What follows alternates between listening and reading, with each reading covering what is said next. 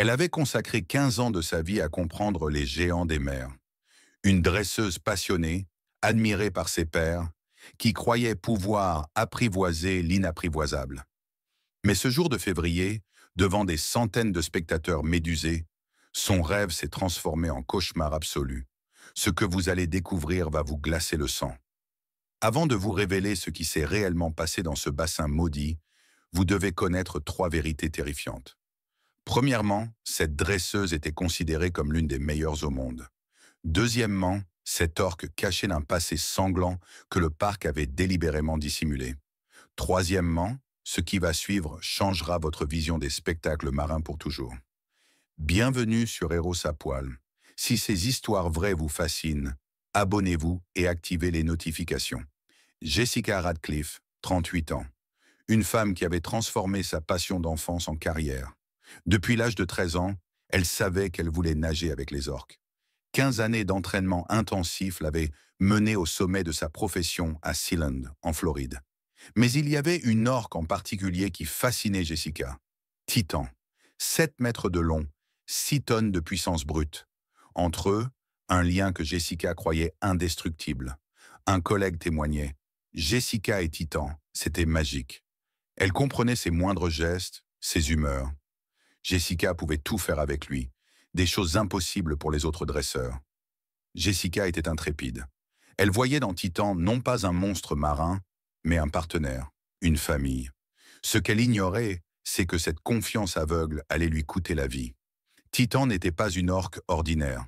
Capturée dans les eaux glacées d'Islande en 1983, arrachée à sa mère à l'âge de 2 ans pour devenir une attraction. Derrière les performances éblouissantes, se cachait une vérité que le parc préférait taire. Titan avait déjà tué, 1991. Une dresseuse glisse et tombe dans son bassin. Titan la tire vers les profondeurs. Quand on remonte son corps, il est déjà trop tard. Accident, conclut l'enquête officielle. Mais les témoins savent la vérité. Signaux ignorés pendant des années. Agressivité envers les autres orques. Refus d'obéir aux commandes. Isolation punitive.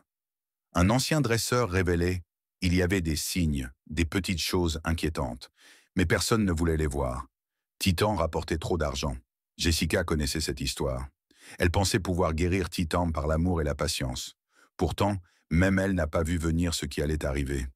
Car sous la surface scintillante, quelque chose de sombre mijotait. La pression constante des spectacles, l'enfermement, la frustration, tout cela rongeait l'esprit de Titan. Et ce jour de février, cette rage réprimée allait exploser. Février, après-midi ensoleillé à Sealand. L'air résonne de rire et d'excitation. Des centaines de visiteurs convergent vers l'amphithéâtre pour le spectacle le plus populaire, Danse avec les géants. Les portes s'ouvrent, la foule s'installe. L'eau du bassin miroite sous le soleil aveuglant. Jessica se prépare en coulisses, calme et concentrée comme toujours. Le numéro du jour est spécial. Titan doit la soulever hors de l'eau sur son rostre. Un mouvement qui éblouit toujours le public. Mais dès le début du spectacle, quelque chose cloche. Jessica donne le signal familier. Titan hésite. Inhabituel. Jessica murmure pour elle-même. Il fait juste le difficile aujourd'hui. Ça va passer. Mais ça ne passe pas. Jessica se positionne au bord du bassin, bras tendus vers Titan. L'orque s'approche, puis dévie de la routine. Subtil d'abord, juste une hésitation dans ses mouvements. Puis ça arrive. Les mâchoires massives de Titan se referment sur la queue de cheval de Jessica. En un mouvement violent, il la tire dans l'eau glacée.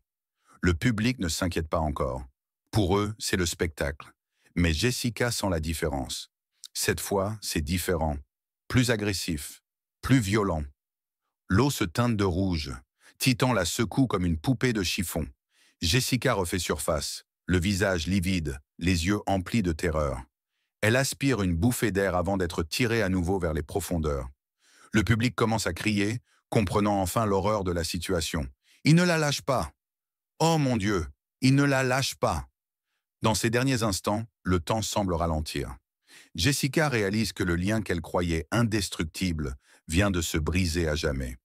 Titan, son partenaire bien-aimé, s'est transformé en prédateur. Le personnel se précipite, lance des filets, déclenche les alarmes. Des signaux sonores. de la nourriture, des gestes désespérés. Rien ne fonctionne. Titan refuse de lâcher prise. Pendant plus de 30 minutes, l'orque traîne Jessica dans l'eau, la secoue, la frappe. L'étreinte de la mort se resserre. Le public hurle. Certains filment, d'autres cachent les yeux de leurs enfants. Plus de rire, plus d'applaudissements. Juste un silence de mort. Quand ils récupèrent enfin le corps sans vie de Jessica, il est déjà trop tard. Traumatismes multiples, noyades, blessures catastrophiques. Le verdict est sans appel. L'enquête révèle alors des vérités effroyables. Des rapports internes documentant l'agressivité de Titan depuis des années. Des signaux d'alarme systématiquement ignorés pour protéger l'image du parc. Des dresseurs avaient parlé en privé des moments imprévisibles de Titan, de ses accès de rage. Mais le désir de préserver la marque avait fait taire ces avertissements. Jessica était morte pour avoir fait confiance à un système qui avait choisi le profit sur la sécurité. Les jours suivants, Sealand organise un mémorial. Larmes, silence et cette question lancinante. Comment quelqu'un qui aimait tant ces créatures a-t-elle pu mourir de leurs mains? Mais la mort de Jessica déclenche quelque chose de plus grand. Un mouvement mondial remettant en question la captivité des orques. Les manifestations éclatent, les pétitions circulent, le public exige des réponses. L'histoire de Jessica et Titan devient le symbole d'une industrie bâtie sur l'exploitation. Des cœurs sauvages, jamais destinés à vivre derrière des vitres. Aujourd'hui, Titan nage encore dans ce bassin. Seul, prisonnier d'une vie qui n'a jamais été la sienne.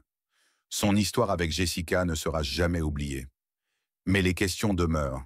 Combien d'autres vies humaines et animales faudra-t-il sacrifier avant que nous changions notre regard sur la captivité? Jessica rêvait de connexion avec ces créatures magnifiques.